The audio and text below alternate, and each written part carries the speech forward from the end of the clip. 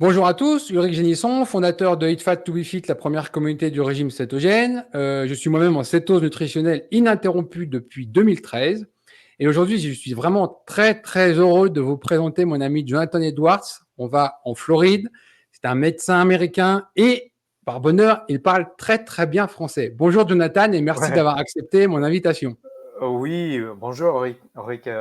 Ouais, je me débrouille avec le français. J'espère que ça va être correct pour vous. On verra. Ouais, Tu parles très très bien français. Je te félicite parce que c'est une langue qui est difficile. Quand on est né français, on ne se rend pas compte, mais c'est une langue difficile à apprendre le ouais, français. ouais, je suis d'accord. Hein, c'est pas évident.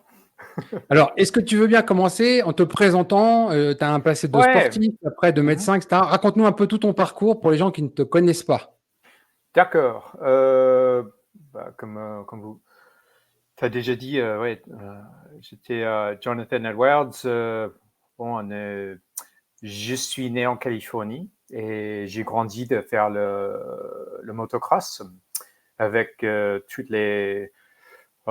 circuit de Californie, si tu veux. Et bon, depuis j'avais 7 ans, j'ai roulé et j'ai roulé en Californie jusqu'au professionnel amateur jusqu'à 19 ans. Et j'ai couru contre avec Jeremy McGrath, Steve Lamson, même Ryan Hughes, Jeff Immig, ouais, tous les grands sportifs. Et en fait, à cette époque-là, dans le 80, 99, 89 et 90, ouais, tu étais factory, tu étais rien, tu étais privateer.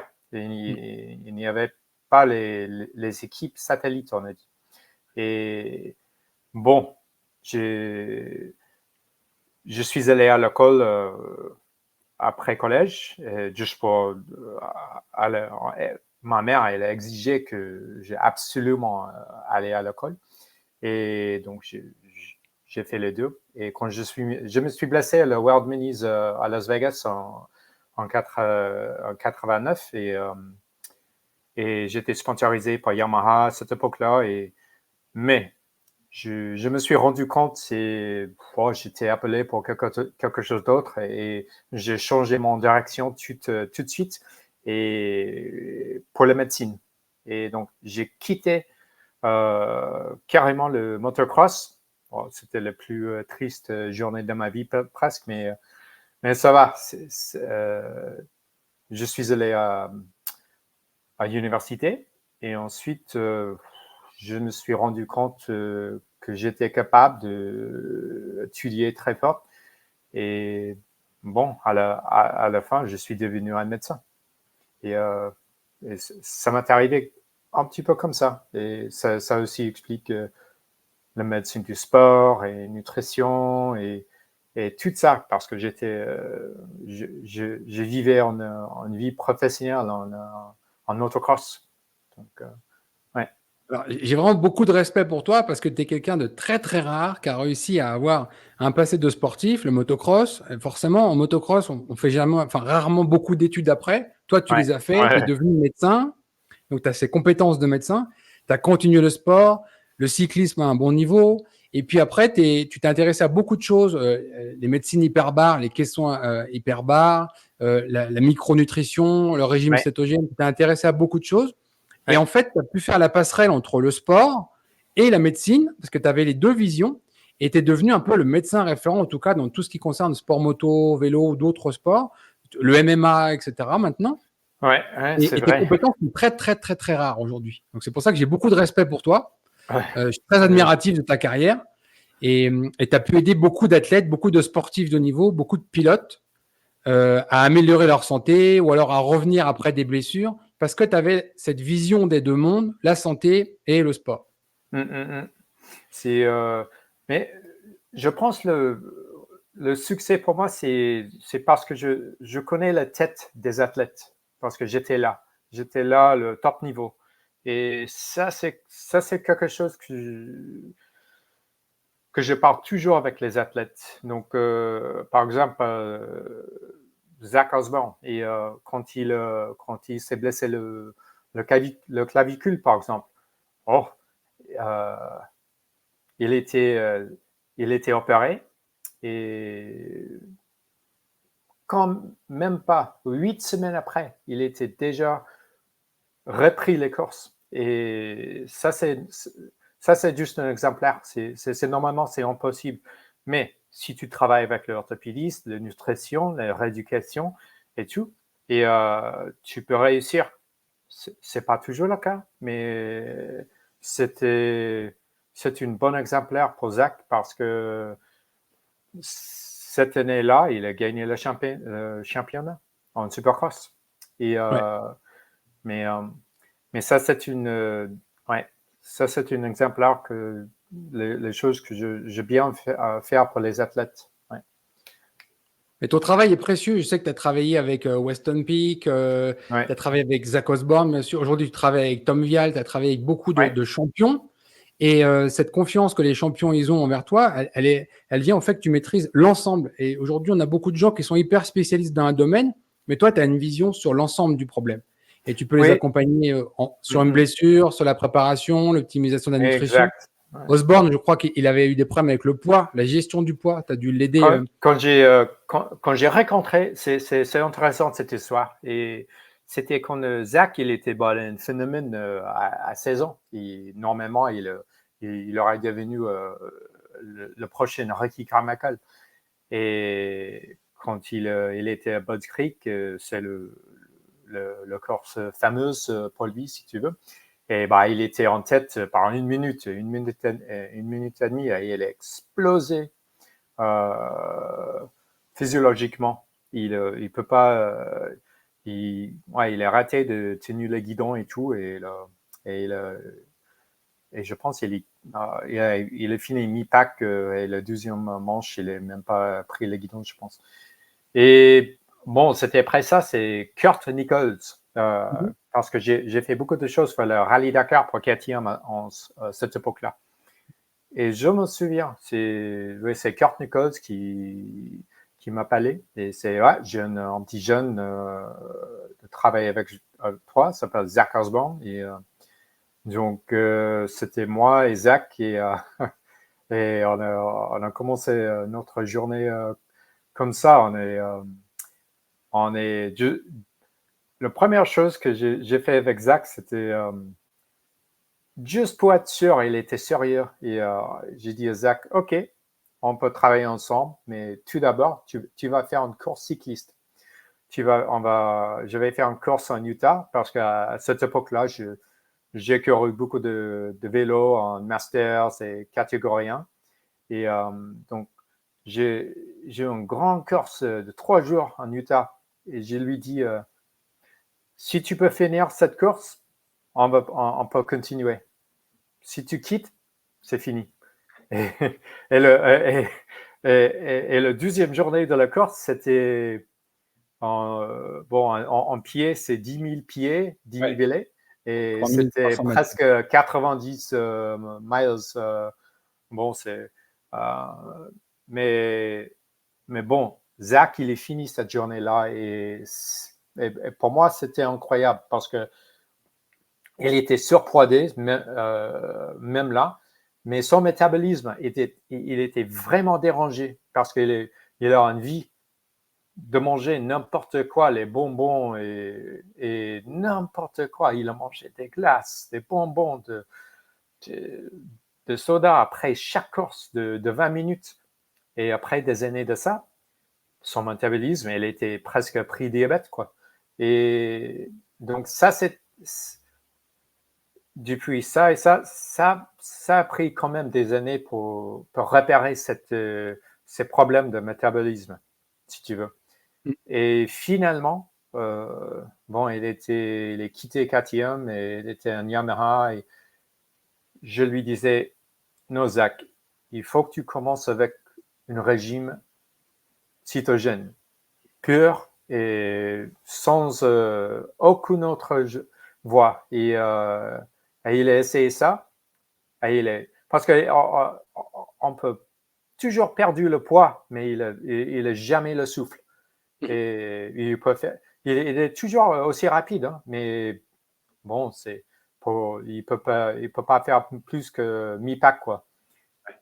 Et finalement, quand il est, mais c'est aussi plus, c'est plus compliqué que ça, je pense, parce que quand il a essayé le régime cytogène, si tu veux, son corps, il était prêt.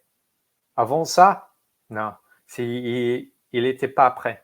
Et finalement, je pense que c'était 2013 ou 2014, il a finalement commettre dans un régime comme ça. Et finalement, il a perdu le poids correctement et il a construit son métabolisme, et le souffle, le VO2 max et tout. Et c'était après ça, il a réussi en Europe et aussi il a réussi ouais, le Supercross. Ouais.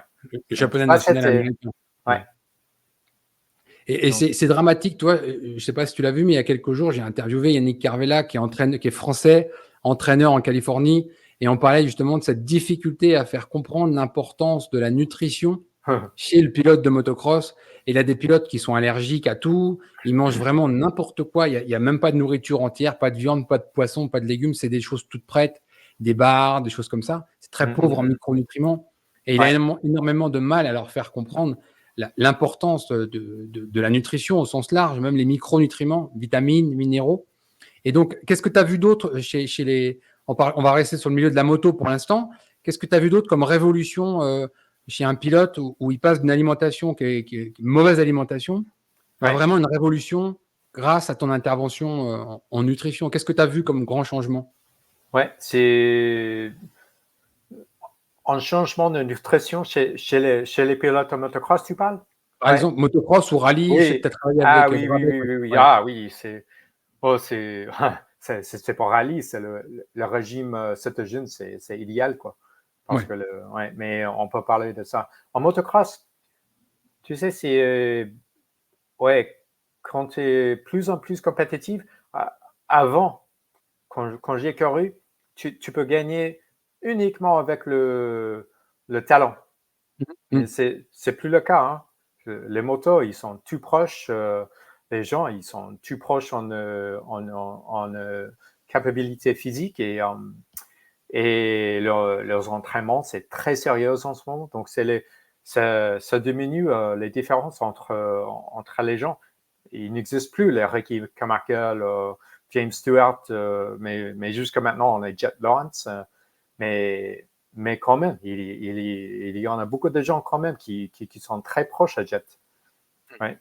Et, et je pense que l'évolution de nutrition, il a commencé comme ça. Donc, l'optimisation du fer, par exemple, ça n'existait pas. Je parlais plusieurs fois avec Ricky Johnson, par exemple, et je le connais très, très bien.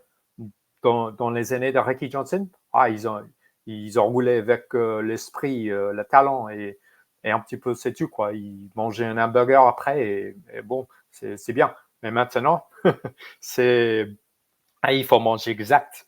Et particulièrement pendant la course, après la course. Et ça, c'est la grande différence, hein. Et on voit ça avec les nouveaux modes des crossmen, mais aussi pour la rééducation, parce Oui. qu'il y a forcément beaucoup de blessures avec les crossmen. Et chaque fois, tu es blessé. Si ça n'importe, c'est peut-être un muscle, un tendonite, un ligament et au pied, un os. Pour revenir le plus vite que possible, il faut avoir la bonne nutrition. Et c'est super important. Et donc, mais les choses en spécifique que je vois, c'est le niveau de protéines, la qualité de carbs quand ils mangent, et aussi, mais la qualité de fer. Par exemple, j'essaie plusieurs fois pour les Américains, par exemple, manger le boudin noir. Oui. Pourquoi? Parce que c'est la meilleure source du fer au minimum du foie. Oui. Et, et- et- c'est pas nécessaire de manger ça tous les jours, mais une petite quantité 3 fois la semaine, ça va. Et aussi, il y a des crossmen que je travaille avec Zach en altitude quelquefois. Et quand on fait altitude, il faut. As-tu pris prends le faire. Et maintenant, les produits, par exemple, Lifeblood, c'est une Heart and Soil, c'est un produit que je l'aime bien. Je n'ai pas de connexion avec. Mais c'est un bon supplément, mais ça consiste de foie, de reins, de sang et tout, Viande et d'organe. Ouais, viande des d'organe. organes. Et ça, c'est très important parce que tu peux, c'est comme comme on dit gear en français, c'est tu as une autre vitesse. Ouais. Oui, et tous les micronutriments dont on ne parle même pas, parce que moi je suis un grand fan du zinc, je trouve qu'il y a un problème Tout à fait. Ouais, ouais, ouais. problème excuse-moi, de cuivre, parce qu'il y a un problème. Cuir et On a zinc. Ouais. sensibilisé les gens avec le zinc et même des suppléments en zinc, mais à côté ils ont négligé le cuivre. Et le cuivre, le zinc et le fer fonctionnent ensemble. Ouais, Et, et, exactement. Ouais, et ouais, chez le ouais. sportif qui a des grands besoins, la nutrition en fait c'est essentiel là-dedans. Et justement, je voudrais aborder avec toi, que penses-tu des sportifs qui aujourd'hui vont sur une alimentation végane?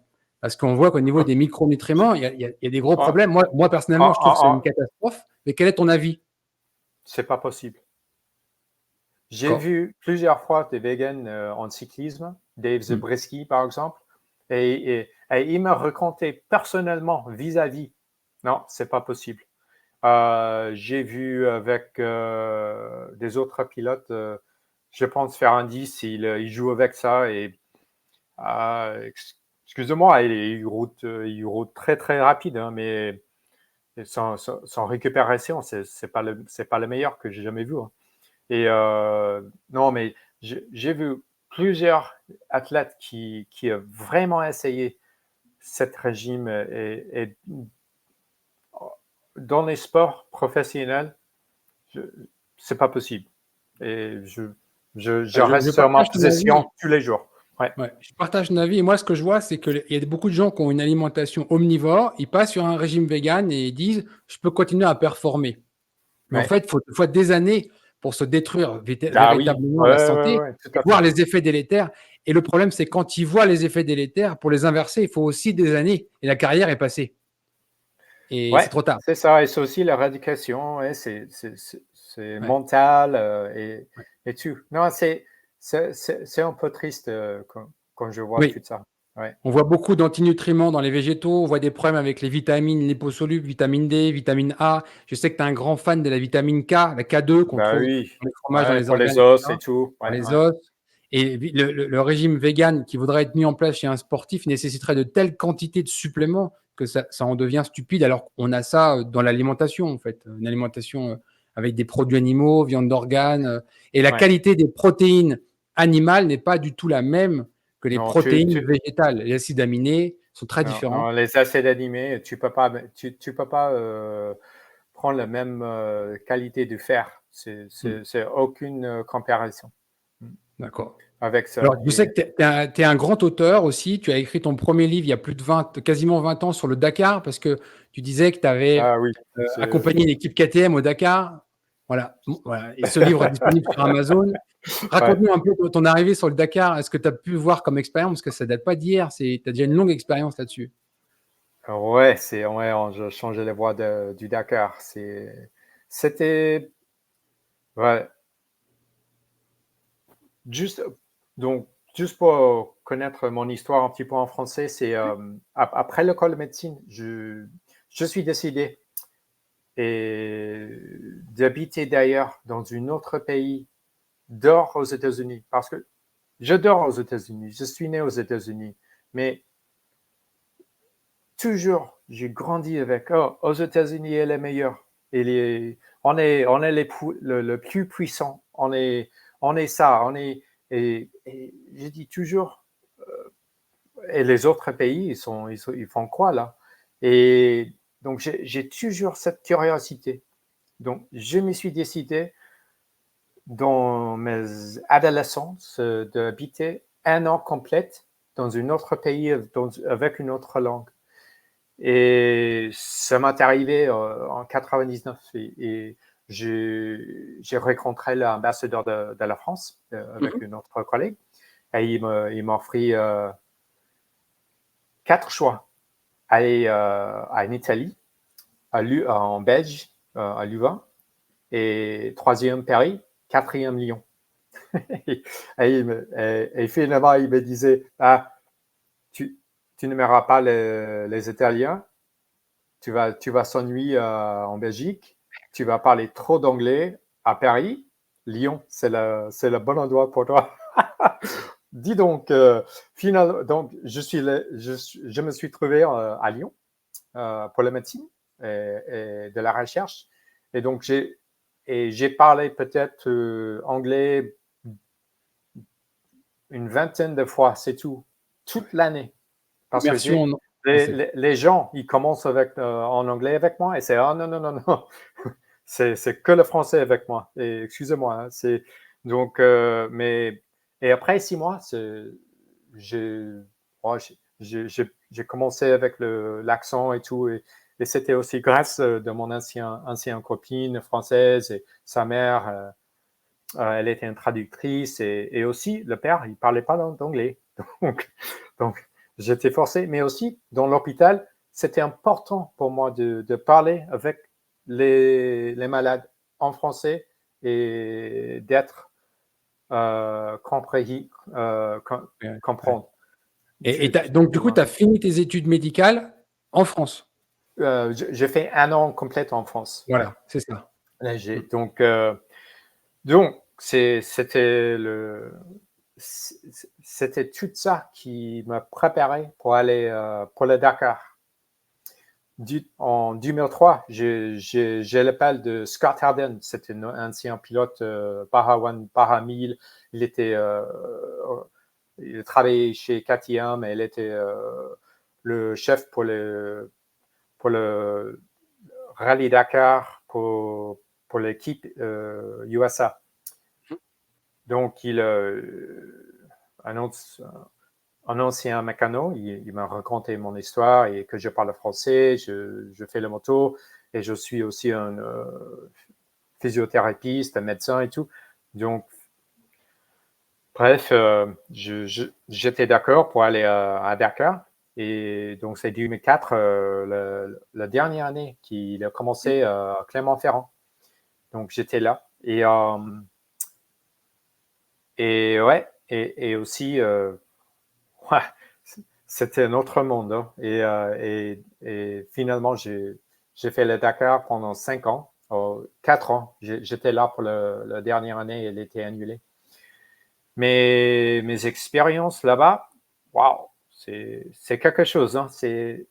J'étais ravi chaque fois aller en Afrique pour voir la culture et les gens et rencontrer les gens de Maroc, de Mauritanie, de Mali, de Guinée, de Sénégal, de Burkina Faso. Et pour moi, c'était un rêve. Et parce que je suis trop content de découvrir les autres cultures et c'est vrai, hein, il n'y a pas beaucoup des Américains qui fonctionnent comme ça, je pense.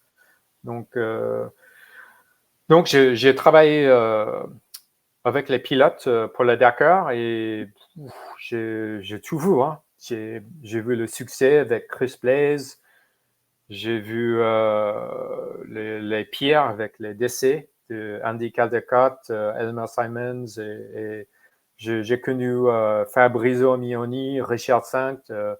J'ai connu très bien Cyril Desprez, Peter Hansel.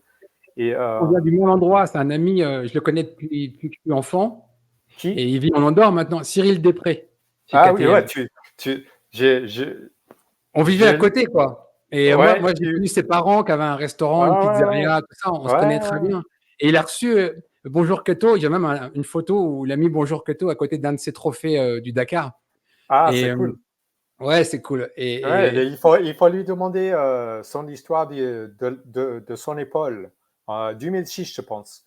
Parce que Jordi Akerand, oh, et il va raconter bien cette histoire, mais je lui ai aidé avec son épaule et elle était très contente. Et ouais, donc ouais, et bon, on est les proches histoires. Hein. Ça fait longtemps depuis j'ai parlé avec Cyril, mais ouf, Ben, je vais lui envoyer c'est notre proche pour interview, le je pense cœur. que ça Hein. lui fera plaisir. Ouais, Ça lui fera ouais, plaisir de ouais, voir ouais. notre Tu interview. passes le bonjour de ma part Ouais. et j'espère. Ouais. Ouais.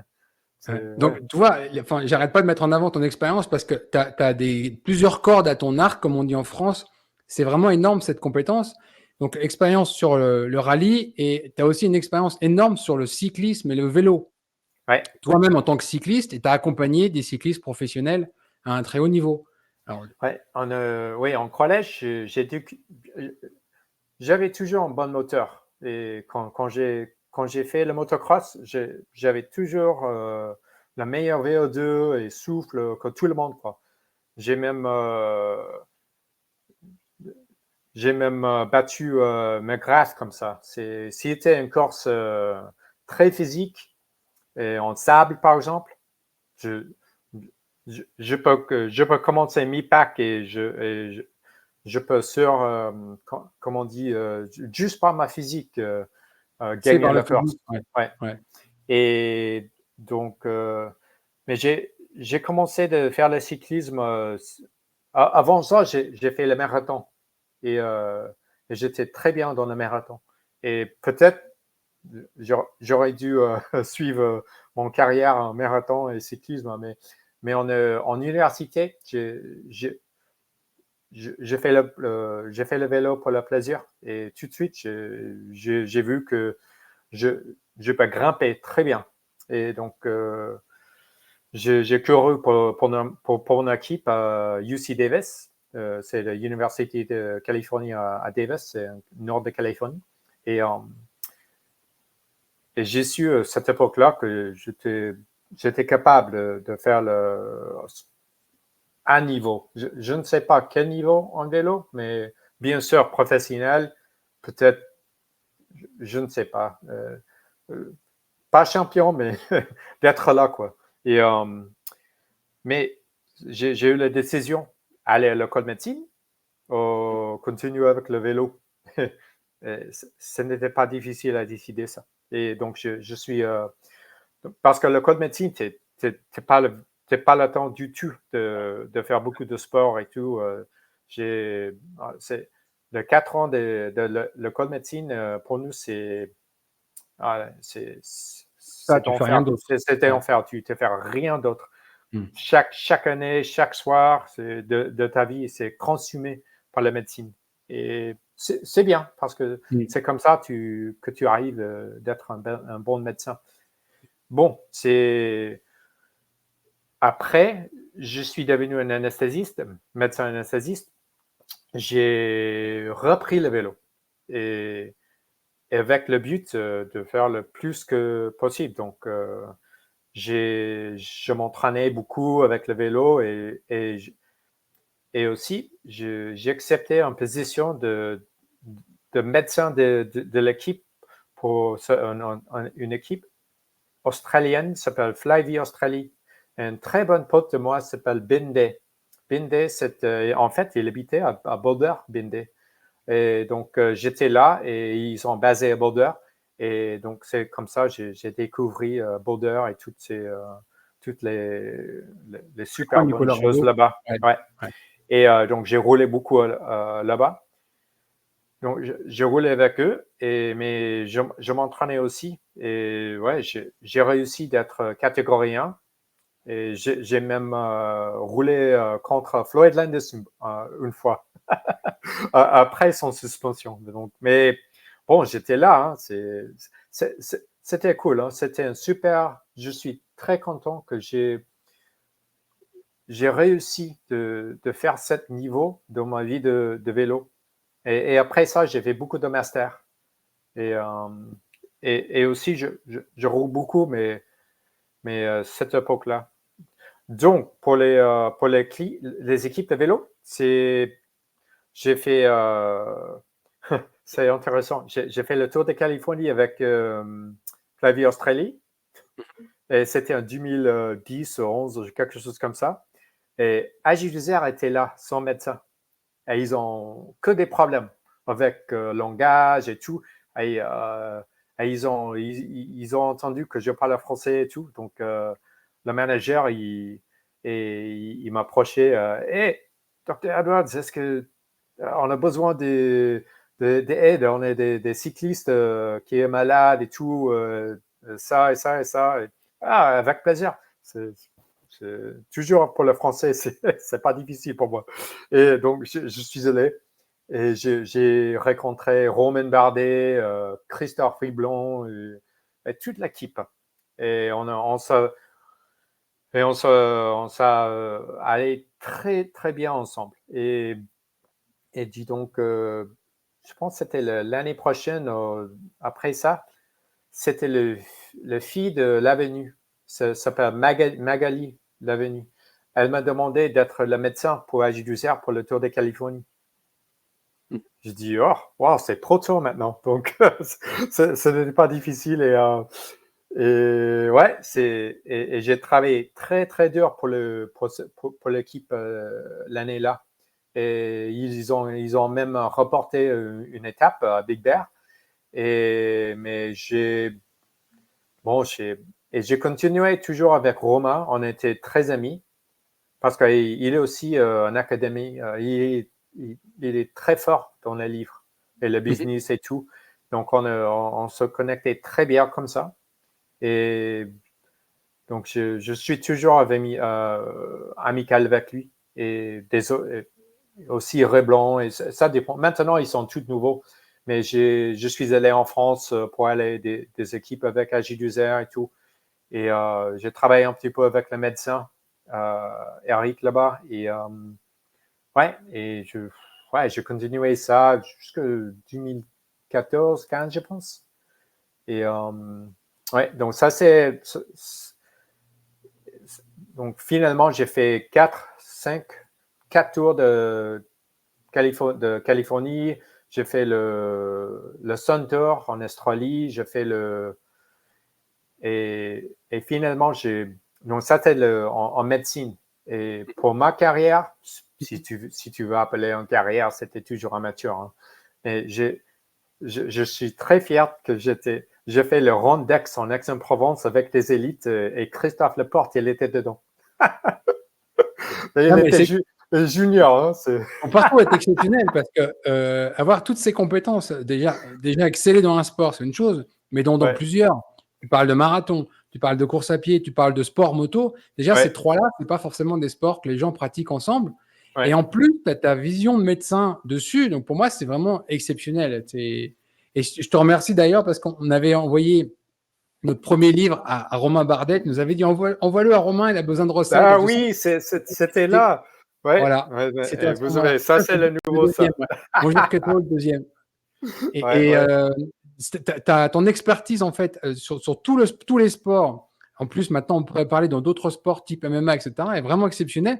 Et si on veut revenir sur le marathon, il y a un livre que j'ai trouvé génial en France, s'appelle Révolution de marathon, qui a été écrit par Véronique Billa, alors franchement, là, c'est du haut niveau, hein, c'est pas pour l'amateur. Et ça, c'est le version tu l'as traduit. Voilà, c'est toi qui as traduit en anglais Révolution Marathon de Véronique Billa, qui est une référence en France sur la préparation à la course à pied. Elle est un génie. Hein. Et tu n'as pas dû t'amuser à traduire le livre parce que déjà en français, il est complexe. Oui. Alors le passer en anglais, c'était pas facile. Oui, tout à fait.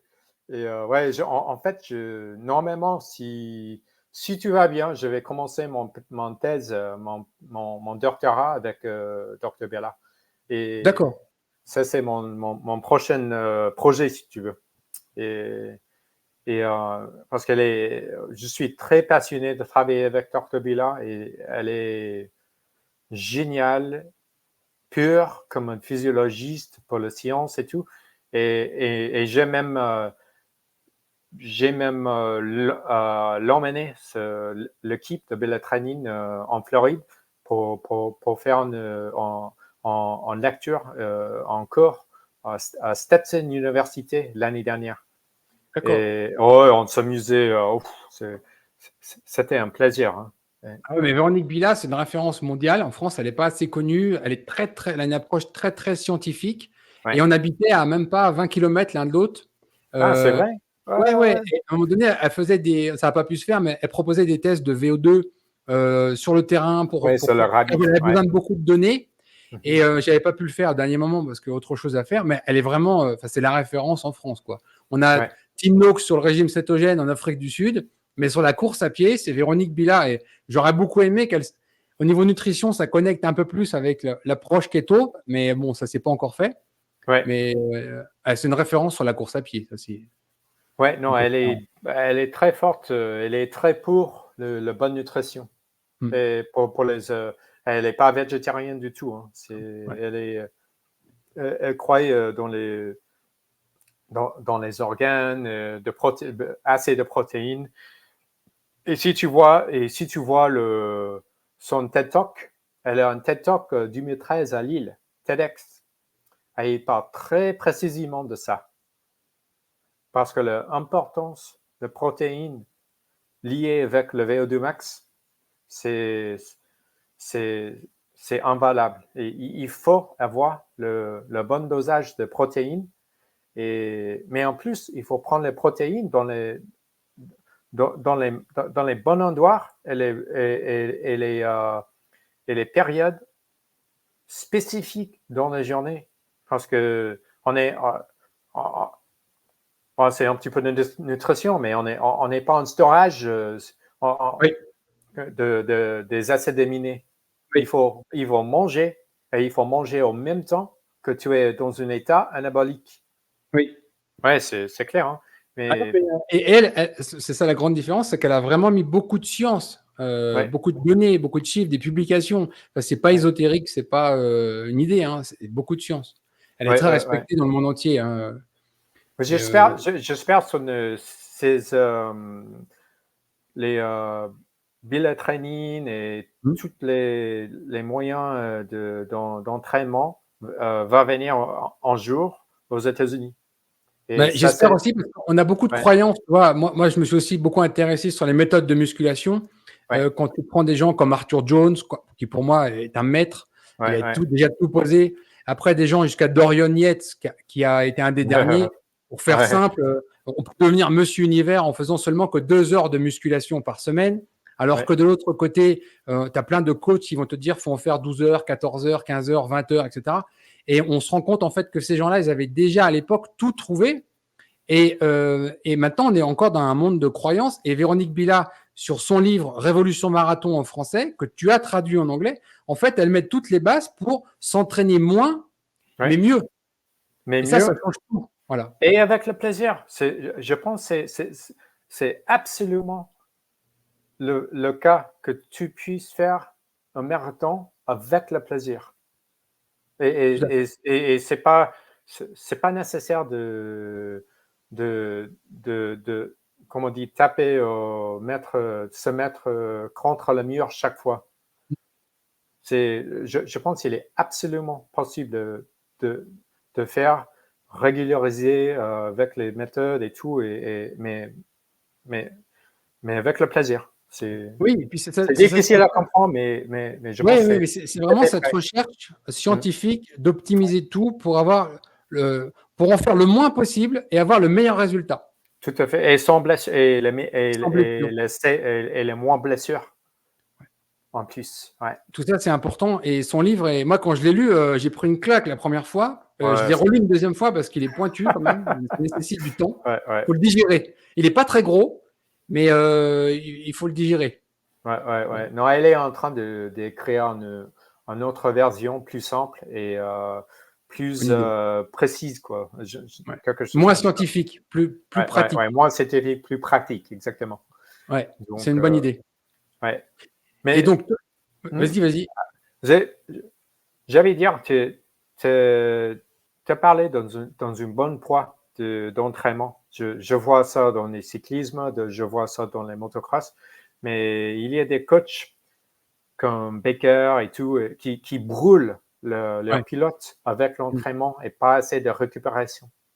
Et si tu suis Véronique, Dr. Berla, tu peux voir, c'est important de régler tes sessions et des essais, si tu veux. Et ça, c'est ce qu'on a fait avec Zach. C'est pas nécessaire de rouler. C'est nécessaire de rouler beaucoup, mais c'est pas nécessaire de rouler au fond tous les jours, ou même 4 fois. Il faut se rendre compte, le voyage, la récupération et tout. Et ça, c'est en fait avec. Ouais, il y a des années, hein, c'est Chase Sexton, j'ai vu, il était brûlé. Corps brûlé. Et j'ai vu ça en cyclisme, j'ai vu ça en motocross, et ça, c'est l'art d'entraînement. Oui. Et ça, c'est les choses que j'amène sur la table, si tu veux. Je n'ai pas le temps de faire. À l'époque, j'ai fait tous les essais de l'entraînement pour Zach. Le courir, on a fait beaucoup de vélo ensemble et tout. Mais avec les années, ce n'était plus possible. Mais je peux surveiller l'architecture, si tu veux, des essais globalement. Ouais. Et je peux voir, ça c'est globalement, c'est trop, ou il faut être plus précis ici, il faut faire et les choses comme ça. Et je vois la même chose en vélo. Je pense que ça a changé beaucoup en vélo en ce moment. Parce que à l'époque, il y a 10 ans, il y a 15 ans, tu fais que rouler 3 ans, 4 ans, 6 ans. Et même moi, j'ai fait un petit peu la même chose. Mais maintenant, tu vois les gens beaucoup plus précises. Et j'ai eu l'opportunité une fois de rouler avec Chris Froome et l'équipe là, avec mon pote David Tanner qui était sur l'équipe. Et j'ai vu, il commençait à jeune avec les essais animés pendant 12 heures, juste rouler en parlant, si tu veux. Pas de problème du tout. Et après, il prend une source protéine, une source carbohydrate et un glucide, si tu veux. Mais pas la merde, hein. C'est les bonnes sources. Et c'était après, ils font les essais de 3 fois 20 minutes, une puissance certaine et dans l'école de Monaco. Et après, il fait 1 heure de récupération et voilà, fini. J'ai vu beaucoup de ça et donc ça a changé énormément dans le monde de vélo et motocross et tout ça. Ouais. Mais moi, je pense que moi, j'ai commencé le motocross en 83 aussi. J'ai vu un peu tout évoluer, mais on reste pour moi toujours très en retard par rapport à l'Ironman, triathlon, le Ouais. cyclisme, la course à pied, que ça soit dans la qualité de l'entraînement, c'est-à-dire de faire juste ce qu'il faut pour avoir la meilleure performance, ni trop Ouais. ni pas assez. Et puis, bien sûr, la nutrition, le sommeil, la chronobiologie. Il y a plein de choses à faire et on est toujours en retard, je trouve, parce qu'on se focalise sur les machines, les suspensions, les moteurs, etc. Ouais. Mais le bonhomme, et en particulier sa nutrition, c'est un peu négligé encore. Même si on a fait des progrès, ça me semble un Ouais. peu en retard. Ouais, tout à fait. Et ça, Tu as c'est. moins de difficulté à convaincre un cycliste sur sa nourriture qu'un pilote de motocross. Ah, Tu as moins de difficultés quand tu as besoin d'aborder la nutrition sur un ok. cycliste Ouais. plutôt que d'en Ouais, c'est parler à un pilote de c'est motocross. deux choses différentes, hein. Et Voilà. avec les cyclistes, il faut être le plus léger avec le plus puissant. Donc, ça, c'est le jeu, hein. C'est Bardet, par exemple. Oh, il est trop fin. Et quand tu vois ses muscles, tu sais comment c'est possible. Il peut mettre 400 watts comme ça, avec ses muscles qui est si fin comme ça. Et quand tu vois son dos, il n'est pas de gras, hein. Mais ça, c'est malheureusement, ça c'est le jeu dans le cyclisme. Mhm. Il faut manger dans une façon certaine pour arriver le meilleure puissance avec le meilleur poids. Et aussi, il faut qu'il fasse les séances altitude. Sans les séances altitude, c'est pas possible. Donc, la magie, c'est après les séances altitude. Et ça, c'est Et ça, c'est aussi, c'est-à-dire si tu as bien faire le remplissement de fer.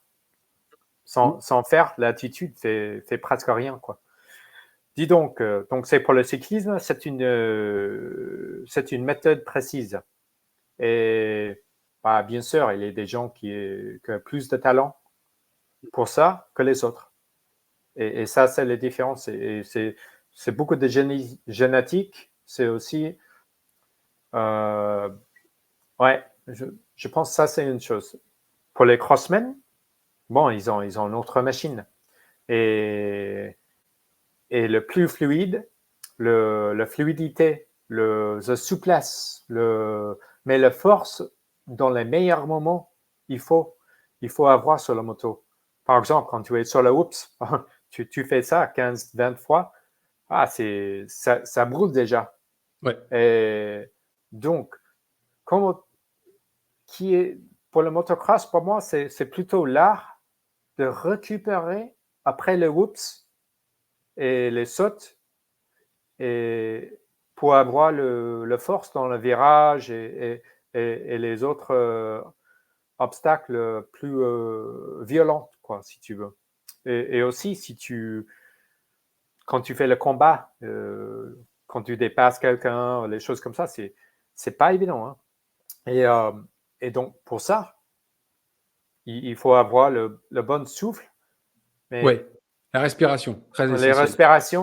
respirations. Mais qu'est-ce qui est bizarre avec le motocross?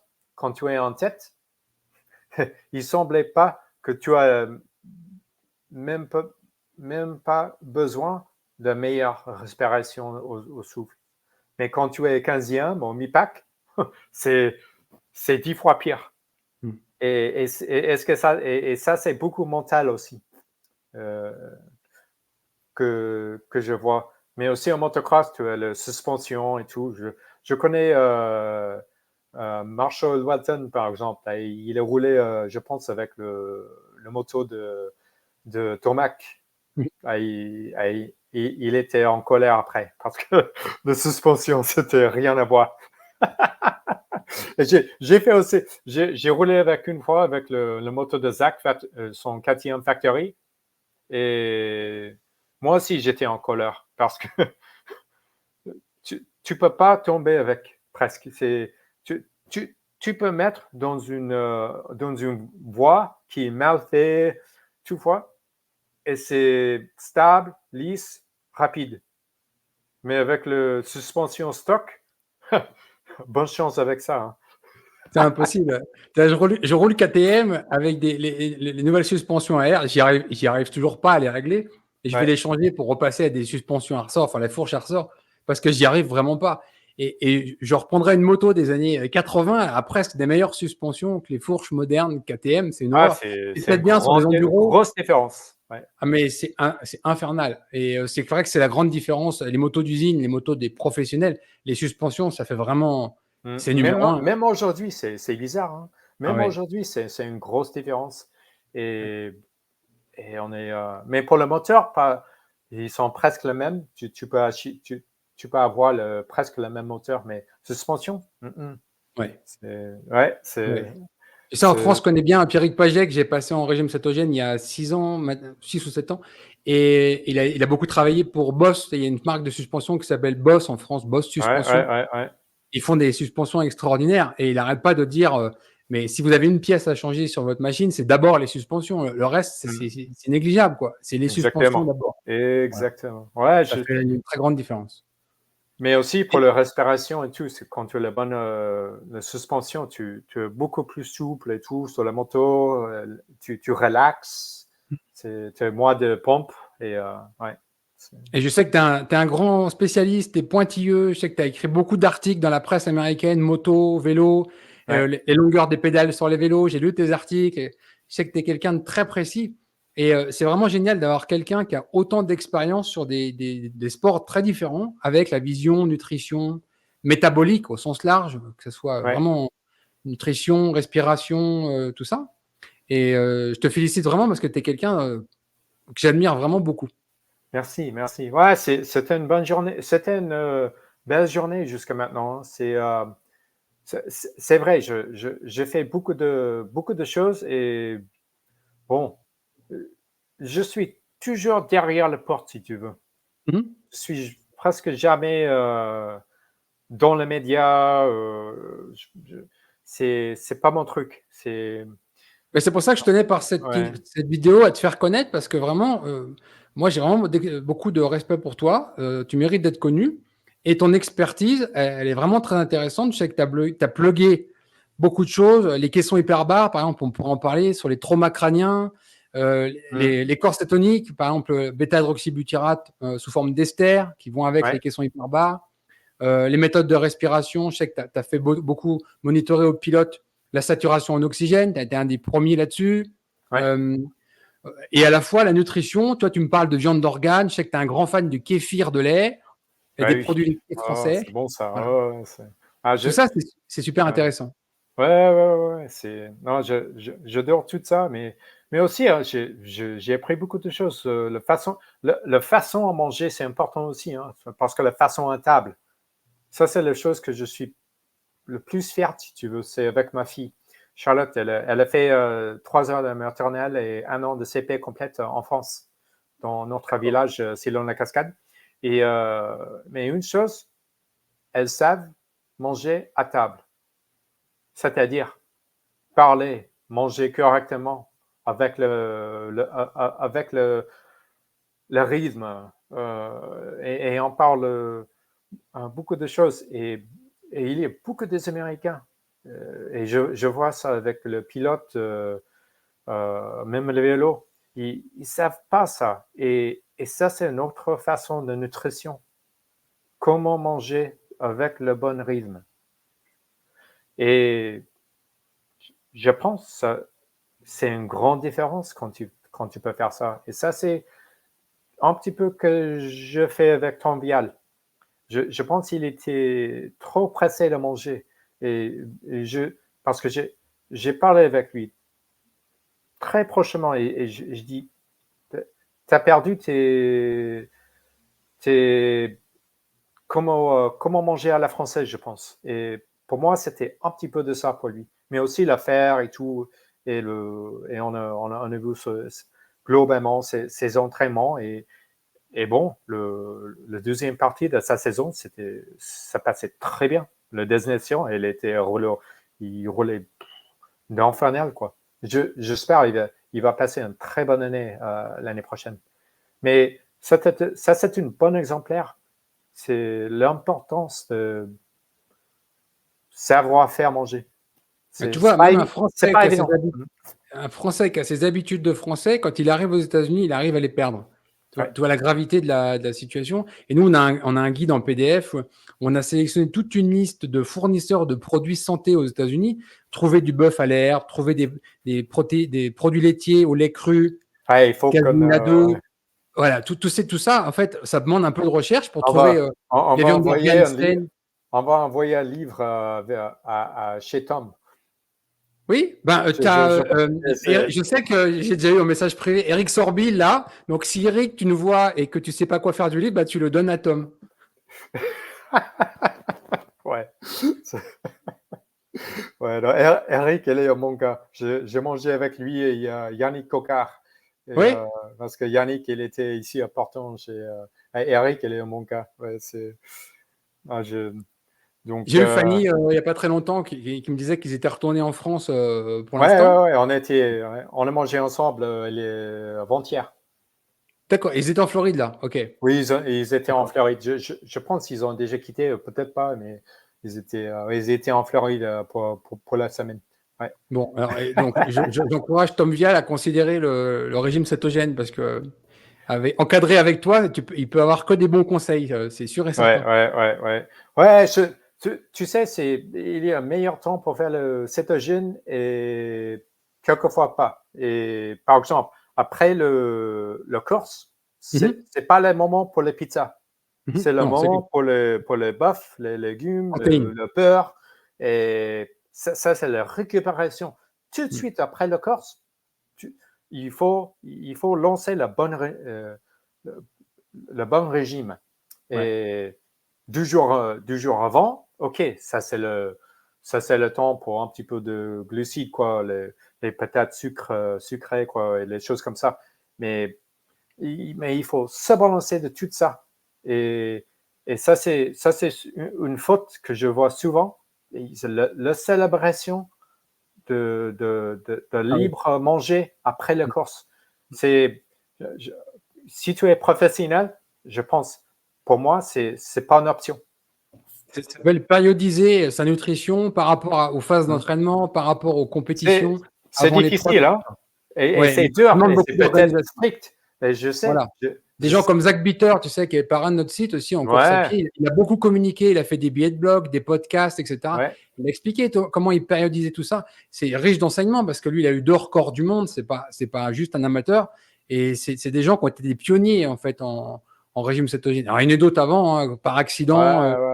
Le plus vieux record olympique en course à pied 800 mètres qui a été fait comme ça, ou Paula Newby-Fraser. Incroyable. Hein? Tu connais l'histoire de Paula Newby-Fraser avec Tim Noakes? Tu connais pas? Tu la connais cette histoire? Je connais un petit peu de son histoire, oui. Alors, Paula Newby-Fraser, en fait, a consulté Tim Noakes pour avoir des conseils pour sa nutrition, pour ses records, pour ses titres. Et en fait, sans le faire exprès, elle a fait exactement l'inverse que ce que Tim Noakes a dit. Et elle a eu ses titres, et après, elle va dire à Tim Noakes, grâce à vos conseils, j'ai eu mes records. On est dans les années 89, 90, 91. Et Tim Noakes dit, mais non, j'ai jamais dit ça. Et alors, Tim Noakes, quand il fait ses conférences maintenant, il dit, peut-être que vous ne devriez pas suivre ce que je vais vous dire. Ouais. Non, j'ai beaucoup de respect pour Dr. Noakes parce qu'il était presque la seule personne qui a admis ses fautes dans les années passées. Et parce que il a même déchiré en caméra ses livres. Et pour moi, waouh, ça fait un respect immense. Beaucoup de respect, ouais. Donc, c'est ça. Et donc, du coup, il nous avait donné la préface de notre premier livre. Il nous avait dit, faites ce que vous pouvez en France, c'est super et tout. Moi, je suis super, très, très heureux vraiment d'avoir eu la préface de notre livre par Tim Noakes, pour qui j'ai un respect immense. Mais il a produit, pour ceux qui ne le connaissent pas, beaucoup de science. C'est un des hommes les plus respectés au monde en nutrition sportive. Et il a prôné pendant des décennies un régime riche en glucides. Et en 2011-2012, il dit, je me suis trompé, écoutez pas ce que j'ai dit, vous pouvez tout mettre à la poubelle. Et il fait un virage à 180 degrés et il devient le porte-étendard du régime cétogène pour le sport. Il a encore publié des études il y a quelques mois qui montrent jusqu'où on peut la capacité du corps à oxyder des lipides à la minute. Et on voit qu'on fait tomber des records, des choses qu'on pensait impossibles. Ouais, j'ai vu des études qui montrent c'est autour de 2 grammes la minute. C'est énorme. Il y a 10 ans, c'était. Et quand on fait un quotient respiratoire, une VO2 max, en fait, il n'y a plus de point de croisement entre l'oxydation des glucides et des lipides. On a des courbes qui sont presque qui se rejoignent plus. Même à 190 pulsations minute, ça se rejoint pas. Ouais, j'ai vu ça avec Peter Defty. Que tu connais. Quand il était dans le Faster Study et tout. On a vu beaucoup de choses comme ça. Et ça c'était un plaisir. J'en ai pris beaucoup des études de Faster Study et tout. Ouais, pour moi, c'était un réveil. Volek et puis Finet avant, ce sont des pionniers. Et aujourd'hui, en fait, on bénéficie de tous ces travaux-là et on affine qu'est-ce qu'on peut faire au niveau optimisation de la nutrition dans le sport et performer sur du gras plutôt que de performer sur des glucides. C'est ça qui est passionnant. Et on en apprend encore tous les jours. Ouais. Tout à fait. Ouais, ça c'est l'art. Hein, ça, c'est quelque chose que je l'aime bien de faire, la vulgarisation, comme vous dites, pour comment simplifier le régime pour chaque sport. Et ça, c'est quelque chose que je prends beaucoup de plaisir dedans. Oui, et tu le fais très bien et c'est super important parce que la science, elle est complexe. Mais concrètement, les sportifs, c'est qu'est-ce que je mange? Et on a des choses qu'on a oubliées. Toi, moi, je suis très fan, comme je te disais, d'Arthur Jones en musculation. Quand tu vois la célèbre expérience du Colorado où il fait prendre à Viator 23 kilos de muscles en un seul mois. hein, Ah, sans produit ça c'est dopant. incroyable quand même. Hein. Ça a été mesuré, et on sait qu'il n'y a pas de produit. L'expérience, elle a été faite à côté de chez moi, à Fort Collins, si tu te rappelles. Ouais, C'est vraiment exceptionnel. Et quand on voit aujourd'hui Dorian Yates, qui est pour moi un peu l'héritier, même si lui il a pris des produits, ouais, aujourd'hui, il le dit clairement, hein, la musculation, les salles de sport, les salles de musculation, leur premier travail aujourd'hui, c'est pas de mettre des machines à disposition, c'est juste de trouver des nouveaux clients parce que ceux que vous avez aujourd'hui vont abandonner parce que ça marche pas. ouais. Et aujourd'hui, faire 12, 14, 16 heures de musculation par semaine, ça n'a pas de sens. Et on peut arriver à un résultat absolument prodigieux avec quelques dizaines de minutes, Non, une à non, deux heures par semaine, ça je- suffit, quoi. non, je suis les musculations, les gens qui font la musculation avec le régime cytogène et c'est impressionnant déjà. Hein. Tu as vu, mais tu sais, Dorian Yates, il a racheté Nautilus, hein, la marque Arthur Jones avait Ah, ok. fondée, qui est en train de Ouais, tomber, Medix. Arthur Jones avait fondé une marque de machines spéciales de musculation, travaillant sur le négatif, tout ça. ouais, Ça avait changé de nom, c'était devenu Medix, c'était tombé. Et là, il a tout racheté et il veut diffuser un système de franchise aux États-Unis, justement orienté sur le résultat, ouais. uniquement sur le résultat. Parce que il n'est pas normal en fait de faire une année de musculation et de pas prendre un gramme de muscle dans l'année, quoi. C'est pas normal. Si tu veux parler des gens de musculation, j'ai récemment travaillé avec Francis Ngannou. Mhm. C'est ça, c'est un bête. Hein. C'est impressionnant de voir son corps. Wow, il est facilement le plus musclé, mais fonctionnel. Mhm. C'est pas une musculation, hein, mais c'est, il est construit comme une, ouais, comme, je ne sais pas le bon mot en français, mais bon, il est comme il est une machine, hein. Et, mais lui, ouais, je parle, la raison dont je travaille avec lui, c'est parce que le UFC et Misha Tate, il a vu quelqu'un parce qu'il a toujours les problèmes de fer. Et donc, on a travaillé beaucoup sur son régime de fer et on a trouvé le boudin noir et les foies et tout.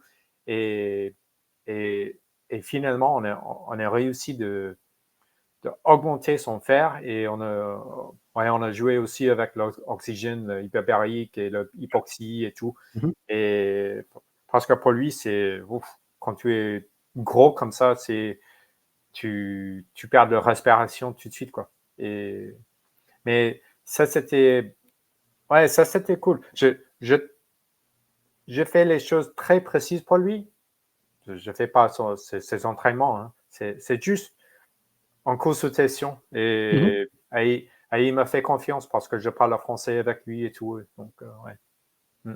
Non, mais c'est super parce que ta vision, elle est vraiment énorme. On pourrait parler des traumas crâniens. J'imagine que ça a dû Ouais. t'intéresser, toute la littérature scientifique qui nous montre qu'un cerveau fonctionnel, encore cétonique, Ouais. versus un cerveau qui fonctionne au glucose, c'est pas la même chose dans le cadre d'un trauma crânien, donc le Oh, motocross, trauma crânien. l'UFC, Ouais, ouais, ouais. Ça, voilà. c'est.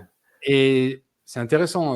Moi, j'ai vu Ouais, plein non, il d'études y a qui beaucoup disent. d'études. Même en 99, je m'en Mhm, souviens, on a, on a, on a admis, on a donné les cétones mhm. intraveineuses D'accord.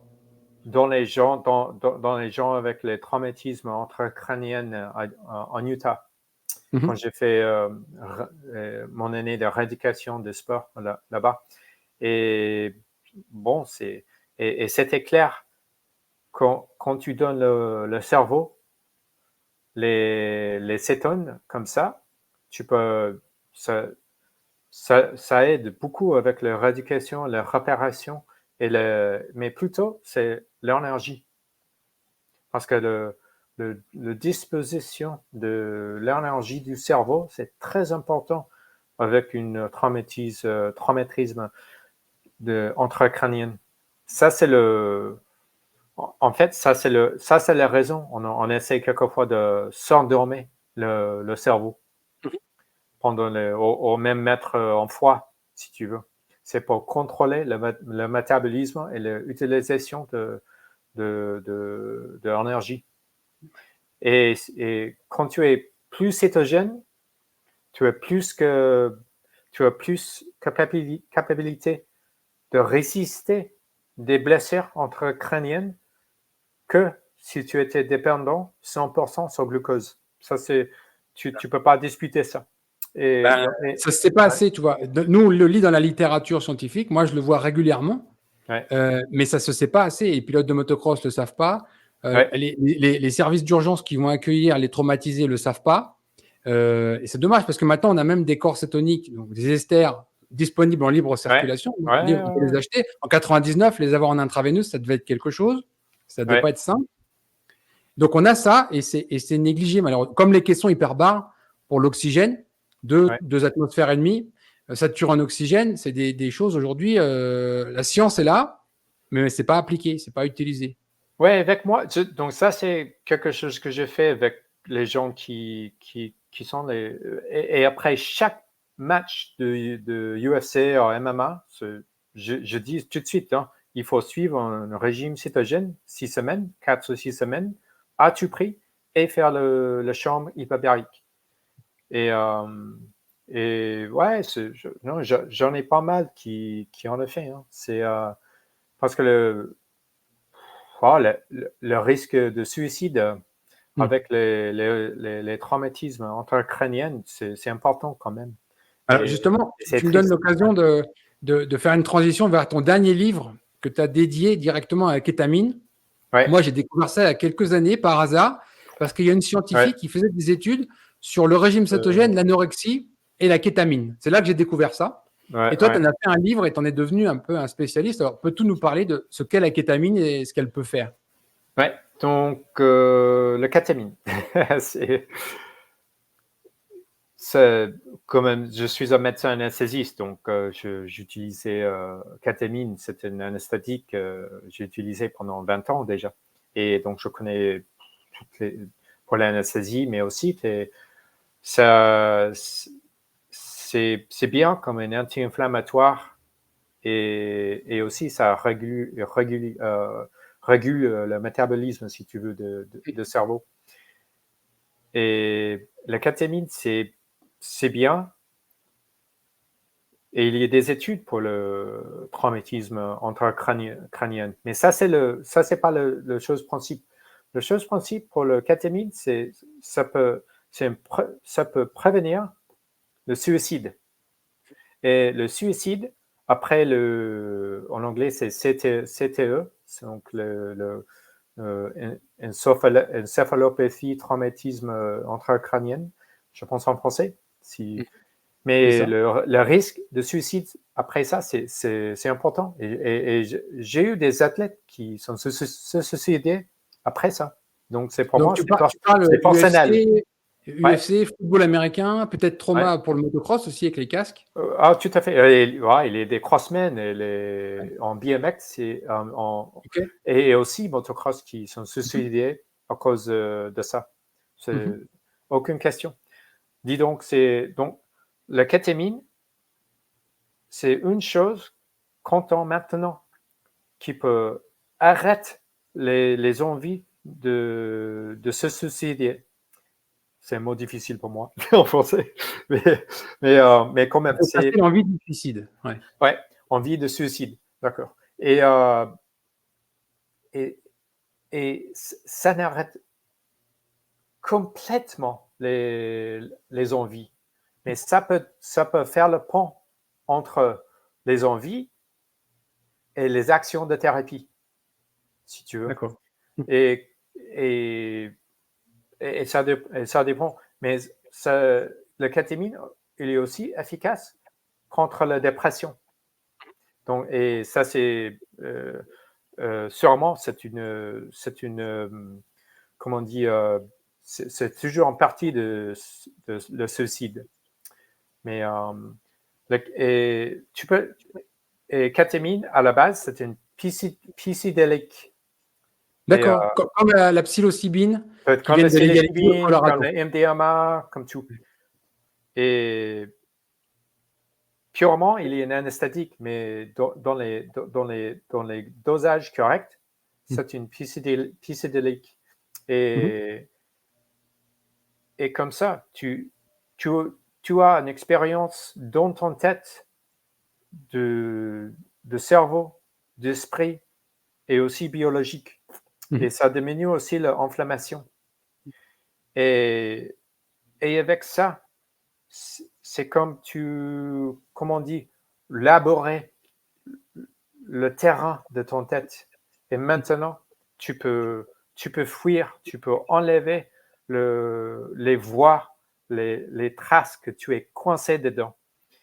Et ça, c'est la différence. Et après, tu peux faire la thérapie avec une psychologue, psychiatriste, n'importe, et même la famille. Hein. Et tu peux changer l'espoir, l'isolation et tout, et arrive dans un endroit où tu veux sauver ta vie. Et ça, j'ai vu ça plusieurs fois dans ma vie avec la kétamine déjà. Et ça, c'est la raison. J'ai écrit un livre sur le sujet. C'est très important parce que ça peut concerner beaucoup de gens. Et moi, j'ai vu même d'autres applications. J'ai découvert, tu as dû la lire aussi, ces études-là. Une scientifique, elle a écrit plusieurs études vraiment sur la thématique régime cétogène contre l'anorexie mentale, anorexia, et kétamine. Et avec des résultats aussi remarquables. Le docteur Palmer, Chris Palmer, il fait beaucoup d'études sur les oui, tout à fait. Et c'est incroyable. J'ai lu ces études hein, et pour moi, c'est clair. Et, donc, j'adore l'idée. Tu peux faire quelque chose sur la nutrition. Et si tu as besoin, kétamine, c'est pas un panacea. Hein, c'est pas tout. Et même pas le premier pas. Mais c'est une option. Et ça, c'est la chose importante à dire. C'est une option. Et en plus, avec très peu d'effets indésirables, d'après ce que j'ai lu dans la littérature, tu confirmes, il n'y a pas d'effet d'accoutumance, il n'y a pas tous ces effets-là. Voilà. Non. Et il y a des crosses, par exemple, il y a beaucoup de gens dans l'UFC, même le football américain, même en motocross. Cinturalo, il a fait l'ayahuasca. Il est publié avec ça. Mais tu peux voir beaucoup des athlètes de basket, de football américain, de tout, qui ont utilisé les psychédéliques pour la dépression, pour l'état mental. Et je pense que c'est très important. Je suis très content que les gens maintenant, ils sont publics avec ces expériences. Parce que peut-être on peut arrêter de cacher le fait d'être dépressé et on peut sauver les vies, quoi. Et en plus, en utilisant une molécule qui n'a pas des effets délétères, indésirables, très graves comme d'autres molécules, on a ça à notre disposition. Et tu vois, la psilocybine, je m'y suis intéressé parce qu'au Colorado, ils l'ont. On a Paul Stamets, qui est un des pionniers sur tous les champignons, la mycothérapie. C'est un puits de science. Et il est un des pionniers sur la psilocybine. Bon. Mais quand j'ai regardé un peu la littérature, j'ai retrouvé des études françaises de 1965 sur la psilocybine. Et il y a une clinique de kétamine à Lyon et aussi Montpellier, je pense. Et à l'université de Lyon, ils ont fait des bonnes études. Hein.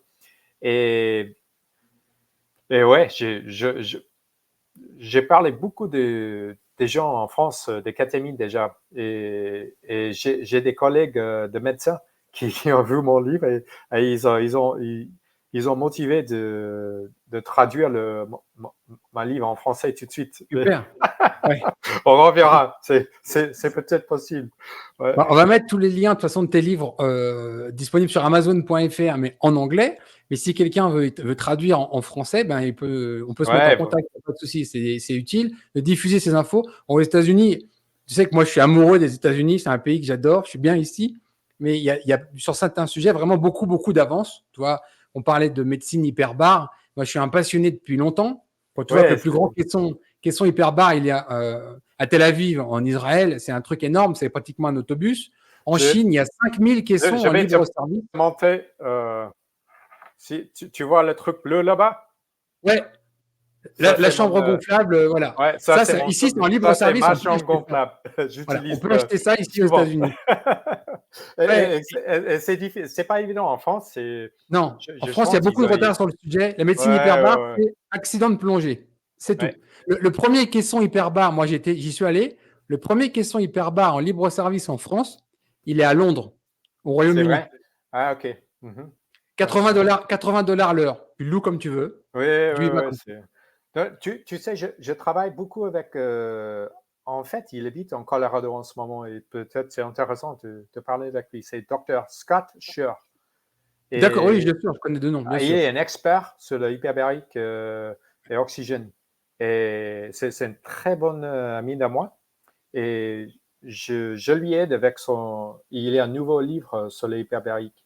Il y a Super. beaucoup de protocoles sur les AVC, sur le sclérose en plaques, sur traumatisme intracrânien, du n'importe. Il a beaucoup de protocoles et logiques qui est très bien fait. Et Le, j'ai hâte de voir son livre sortir. Ouais. le professeur Arfrati à Tel Aviv et en Chine, lui, il publie, j'ai quasiment une étude par semaine qui est publiée. Ouais. Et la Chine reconnaît 50 pathologies officiellement traitées par caisson hyperbare. Ils ont 5000 caissons C'est en vrai? libre. 50? 5000 en Chine. 5000. Non, mais combien de. 50 pathologies, 50 maladies. 50 palettes. 50 reconnues. Euh, aux États-Unis, c'est que 14. Et ça c'est pour l'assurance, pour Oui, mais l'avantage, c'est être qu'aux États-Unis, assuré. on paye, Bien on y sûr, va. il y a de beaucoup plus, mais ça, c'est un peu la différence. Mais ouais, c'est intéressant, ça. Ouais. Ah, moi, c'est un sujet qui me passionne, parce que quand on voit tout ce qu'ils ont réussi à faire, en fait, pour faire simple, pour les gens qui ne comprennent pas, l'oxygène est lié à une molécule dans notre circulation sanguine, bon, et le caisson hyperbare, en fait, par cette pression, permet de dissoudre l'oxygène et d'amener de l'oxygène à des tissus qui sont mal oxygénés, typiquement, par exemple, pour le cancer. On peut parler de médecine hyperbare pour le cancer, il y a beaucoup d'études là-dessus, Ouais, et en France, c'est impossible, on n'a pas accès, on n'a pas le ouais, matériel. je sais. Mais en principe, c'est quand tu mets la pression, c'est la même chose que si tu plonges sous mer. Voilà. Et je pense la bonne façon de penser, c'est tu as les molécules d'oxygène et tu puisses les molécules plus proches. Donc, c'est-à-dire, où existe oxygène, tu as des molécules plus proches, plus concentrées. Donc, chaque cellule, chaque, chaque partie de le sang, chaque hémoglobine, et avec chaque sortir de ton bâtiment de cœur, tu as un dosage d'oxygène important pour tout le cœur. Et je pense que ça, c'est la bonne façon de parler ou de penser d'oxygène hyperbarique. Ouais. Ah non, mais c'est fantastique. Et pour le sport, par exemple, j'en ai parlé à plein de sportifs de haut niveau. Ah oui, Le docteur Erfrati, tu sais que toi qui connais bien la VO2 max, l'optimisation de la VO2 max, etc., avec des caissons hyperbares, c'est 5% d'augmentation de la VO2 max. 5%. Juste avec des caissons hyperbares. Et l'étude, elle ouais, n'est pas sortie encore. Elle va sortir. ouais, ah, chaque fois je vois une augmentation de VO2 max de plus que 2%, Ouais. je toujours me méfie, hein, c'est parce que ça, c'est les choses sur les études quand même. Et il faut prendre les études avec une grain de sel et toujours mettre les bonnes idées.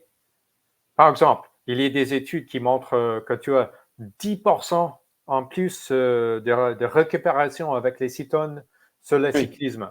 Ouais. Et, excuse-moi, hein, et aucune chose qui te donne 7 niveaux de récupération. Rien. Donc, mais est-ce qu'il y a une réalité sur les cétones et l'éradication ou la récupération des cyclismes? Bah, bien sûr, parce que j'en ai beaucoup de cyclistes professionnels qui me demandaient pour les esters. Et je ne parle pas des noms, mais tu vas être étonnant. Hein. Ouais. Tu sais, Franck, le patron Ketonette, il m'avait envoyé il la première sait bouteille bien, lui. en Ouais, 2016. toute l'équipe, il kickstep. Hein. Ouais, Franck est mais un bon vendeur. ouais. Mais il y a beaucoup plus que Quickstep qui en veut. Mais est-ce qu'il essaie le.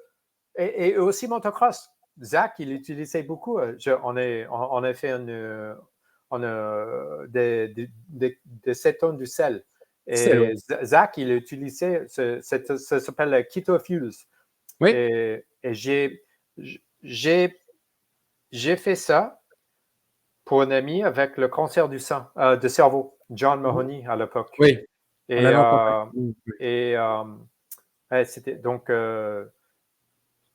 on a dessiné cette comment on dit des Protocole. acétamines, de cétone, du sel et donc il l'utilisait beaucoup. Mais Zach, il l'utilisait pendant toute sa carrière. Et j'ai aussi des autres pilotes qui en utilisent. Et ça dépend si on utilise les esters, des sels. Ouais. Et, Il y a eu Cianciarulo qui avait fait une vidéo, et puis Martin aussi, il y a 4-5 ah ans. oui, Alex Martin. Ouais. Ça, c'est tout moi. Hein. Voilà. Ça, c'est. Je, ouais, je travaille. J'introduise Ouais. beaucoup les produits cétogènes dans le monde de motocross. Est-ce que tu as vu sur les esters spécifiquement quelque chose que je sais que tu es très équipé, tu es très scientifique, tu aimes bien les chiffres, etc. Quelque chose au niveau des temps de réaction quand tu as un cerveau qui est alimenté aux esters comparé à un cerveau alimenté au glucose. Je pense en motocross, par exemple, les temps de tombée de grille, réaction en course, des choses comme ça. Maintenant, on a des machines pour les mesurer. Ouais. Est-ce que tu as vu, toi, dans ta carrière, une amélioration avec un cerveau qui fonctionne au corps cétonique? Ça, c'est une bonne question. Donc, est-ce que j'ai vu les meilleurs temps de réaction avec ça? Peut-être. C'est possible, mais je pense que ça, c'est pas les bons endroits à chercher. Les bons endroits à chercher pour les cétones en motocross, c'est la fatigue. C'est le fait de faire les décisions mi-course, par exemple, quand tu es déjà épuisé. Et bien sûr, le cerveau marche, il peut marcher 100% glucides, mais il marche jamais 100% cétogène. Il marche toujours 30%, 70%, ça dépend. Il y a toujours une variation. Dis donc, le plus cétogène que tu es, ou tu sois, le plus de capacités que quand tu prends les cétones, que tu peux avoir la meilleure réaction et capacité de faire les bonnes décisions pendant la course. Oui. Parce que ça, c'est la différence. Oui. Et pour moi,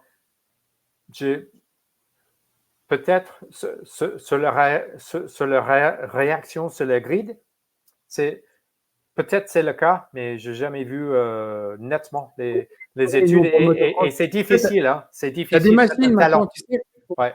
tester chez l'humain des temps de réaction et juste voir quelqu'un qui n'est pas en keto, le mesurer, puis après le passer en keto ou encore cétonique, avec des niveaux de BHB, tu vois, 3 millimoles, quelque chose comme ça. Est-ce que les temps de réaction, il y a des études qui nous montrent qu'il y a une amélioration. Maintenant, moi, je veux pas avoir les preuves concrètement d'expérience. Ça sera intéressant. Je pense que c'est les meilleures réactions avec ça, mais ça dépend de l'individu. S'il est vraiment cétogène, moitié-moitié, les choses comme ça. Tu vois, je pense que ça c'est vraiment difficile à séparer. Et il est quand même sur le grid, il y a des gens comme Zach. Il a un talent pour ça. Comme Michael Lassie, Zach et les autres, ils ont vraiment un talent pour le comment on dit, intuition quand la grille va tomber. Ouais. Et ça, c'est autre chose. Hein. Tu ne peux pas expliquer tout ça. c'est toujours mystérieuse. Ouais, mais c'est très intéressant parce qu'on est à l'aube d'un nouvel ère avec ça. les Français sont pas au courant. Toi, moi, je vois des pilotes encore qui sont avec leur assiette de pâtes 3/4 d'heure avant la manche. Ils font une Ouais, exact. hypoglycémie pendant la Oh, manche. les Et après, sandwichs de merde. Ouais. ils s'étonnent que ça va pas. Qu'est-ce que c'est? Mais il faut arrêter. Je leur dis, mettez un capteur de glycémie pour mesurer. Vous allez voir que vous êtes en train de faire une hypoglycémie pendant la manche. Ouais, c'est difficile ça avec les crossmen. Bersha, je pense qu'il a réussi à faire ça. Et Tom, il essaye de faire, mais c'est pas évident. Je, on essaie de mettre avec le bon patch et tout, et si, je pense que c'est quelque chose vraiment avantage pour des infos de glycémie sur le corps. Et, mais, mais plutôt en cyclisme, on voit les gens qui font les tests de leur niveau de glucides pendant les efforts. Et bon, il essaie les cétones, il essaie des boissons de glucides, et en même temps avec la puissance et le niveau de glucides. Et il y a beaucoup je connais que les gens font les expériences comme ça, mais ils parlent pas beaucoup de ça sur le public, si tu veux. Non, c'est clair. Je sais pour une fait qu'ils ont testé beaucoup de combinaisons avec ça, avec le capteur de glycide. On a des capteurs de corps tonique, des capteurs de bêta-hydroxybutyrate. On va pouvoir mesurer les deux en même temps. Ouais. On va avoir plus de chiffres encore pour les gens qui sont un peu férus de science. Ça va permettre de mieux analyser les choses. Mais en motocross, clairement, l'hypoglycémie, une demi-heure, 3/4 d'heure après l'assiette de pâtes, il faut arrêter. Ah non, c'est n'importe quoi. Ouais. Ça existe encore beaucoup. Je ne donnerai pas de nom, mais j'en ai vu encore beaucoup. Ouais, je sais aussi. Ouais. Donc, je te remercie vraiment pour ce superbe entretien. Est-ce que tu voudrais ajouter quelque chose en conclusion? Bien sûr, je vais mettre les coordonnées de ton site en description de la vidéo pour les gens qui voudraient travailler avec toi, lire tes livres.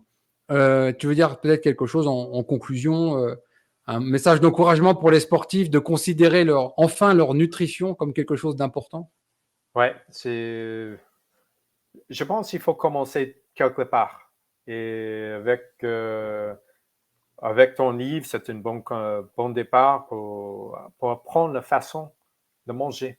Mais je pense qu'il s'agit de plus que le matériau, plus que c'est un truc global. C'est façon de manger, qu'est-ce que tu manges, où tu cherches la nourriture. Et il s'agit toujours de l'équipe qui est autour de toi. Et je pense que c'est la différence pour les gens qui réussissent et les gens qui ne réussissent pas. Et c'est vrai, je ne peux pas aider tout le monde. Parce que c'est une passion pour moi. Est-ce que j'ai fait mon salaire que des entraînements des athlètes? Non, c'est une passion pour moi. Et peut-être un jour, on verra. Mais pour moi, c'est mon day job, on dit. C'est anesthésie. On va monter un autre camp d'entraînement keto, métabolisme en Floride. Et on va apprendre à cuisiner aux gens. Oui, j'espère de cuisiner avec vous aujourd'hui, mais qu'est-ce que je veux dire, c'est merci. Je veux dire merci à la France qui m'a donné beaucoup de capacité d'apprendre une autre culture et des bonnes choses dans ma vie. Et aux États-Unis aussi, mais j'adore la France. Et j'adore parler français et tous mes amis là-bas et le fait que ma fille, elle est bilingue. Donc, ça va toujours rester dans mon cœur. Et pour ça, ouais, je vous remercie. C'est nous qui te remercions, sincèrement, parce que tu es quelqu'un de très rare dans le sport, dans la science, dans la médecine. Donc, je te remercie beaucoup pour tout ce que tu fais, comment tu aides les gens. Et je conseille tes livres aux gens qui se rendent sur ton site internet pour les sportifs qui voudraient éventuellement travailler avec toi. Je te remercie et franchement, bravo. Ouais. Merci beaucoup. D'accord, j'espère on va partager un café bientôt dans Dès qu'on le. vient en Floride, on vient te voir. Ouais, l'un à l'autre. Hein. C'est l'un à l'autre. Bah, tu peux venir à Boulder, bien sûr, pas de souci. Ouais, Le climat est ouais, un peu ouais. plus près là. Merci, Auric. Ouais, C'est moi qui te remercie. À très bientôt. à très bientôt.